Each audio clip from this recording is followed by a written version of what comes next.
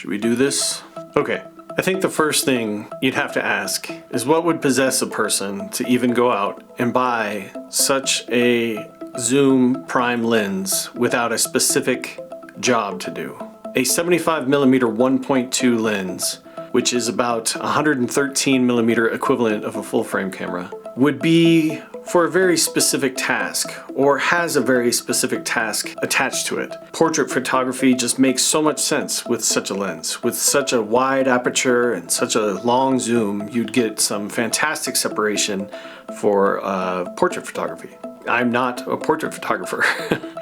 The kind of photography I like to practice is street photography and landscape photography. The landscape photography is actually why I even started looking at getting a longer lens. And with the landscape photography, I have a wide open Viltrox 13mm prime lens, and then I have my Fujifilm XF 16-55 2.8 zoom lens, and that has served me incredibly well for landscape photography. I actually haven't felt the need to go buy one of the longer zoom lenses, but I do find myself on occasion wishing I'd had just a little bit more reach. And then Viltrox comes along and announces the 75mm 1.2 earlier this year, and the justification was I'd have a 13mm Viltrox prime and I would have my 75mm Viltrox prime, and in between I'd have my Fujifilm pretty much do-it-all landscape lens, which would be on my camera most of the time. This is my landscape kit. What I wasn't expecting is how much I would enjoy shooting with this lens, and that was definitely a surprise. I didn't think that I would like it as much as I've liked it. In fact, the very first time I took it out, I went to this park outside of Denver and started to hike, and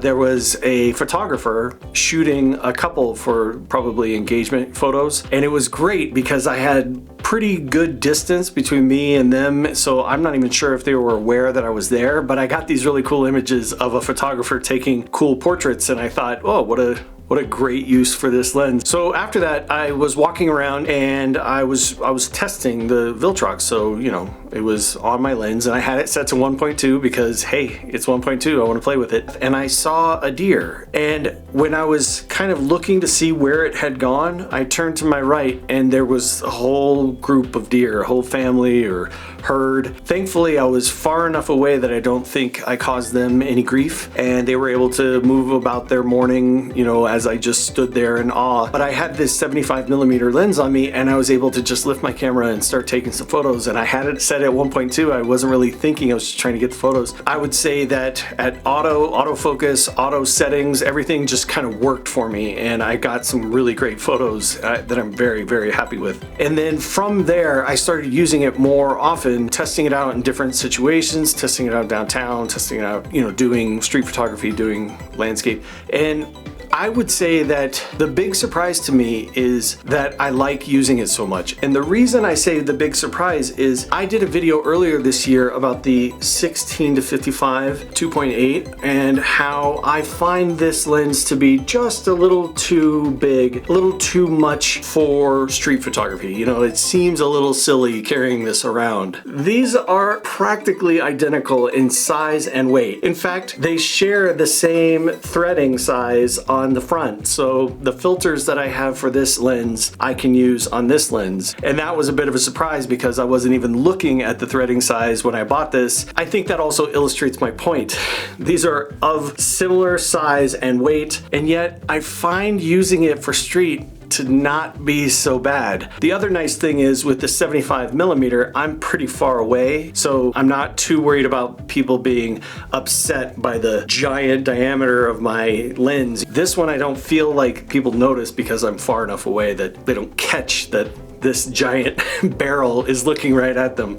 Some really interesting things about this barrel, and I would love to know why. I took this photo, I was sort of shooting up a rock face. In this photo, you see there's this really big shadow in the photo, and I'm really curious how that happened. It's interesting enough. I actually like it.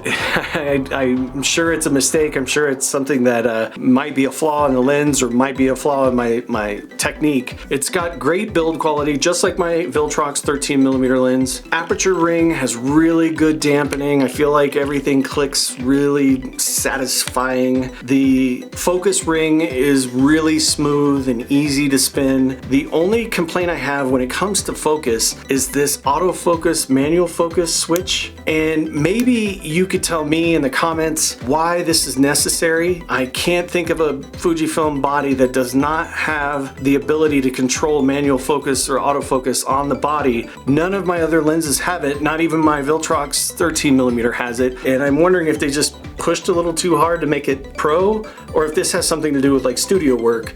And as a photographer in a studio is doing portraits, you might want to set it to manual and not accidentally do auto or something like that. I don't know. I was very comfortable with the wider focal lengths, like 23mm. I feel like using a prime lens helps you as a photographer rethink your composition. So with the 23mm and wider, you really need to move and get close. With this, it's the opposite. Get back and rethink your composition. You need to rethink the light, how light is hitting things. I took some photos when I went out for some fall foliage, and one of the things that I really had to do was concentrate on moving myself back, but not just moving myself back, changing what I originally saw. What I found in that was I got better compositions than I had originally tried. It really helps photographers grow in their craft. The way I kind of want to wrap this up is I have had this 13mm that I'm recording with right now. I've had it since November of last year, and I've had this 75mm since August, and they both play this role in my bag where they're not necessarily the first lens I grab when I'm going out to do things. It's not an everyday lens. It's not something that I would recommend if you're looking for a prime to just be your only prime. I mean, I guess if you really like that compression that you get when you're out and you take photos of like a long street and you want to see people's faces, if that's your style of photography, then this is a great prime to have. I will say this much: the photos that I've seen out of the 90 and the photos that I can get out of this and the photos I've seen other people produce with this is a pretty great lens. This is definitely something to consider because this price point is so great. It's autofocus. Another thing that I should point out before I go is I feel like they go a long way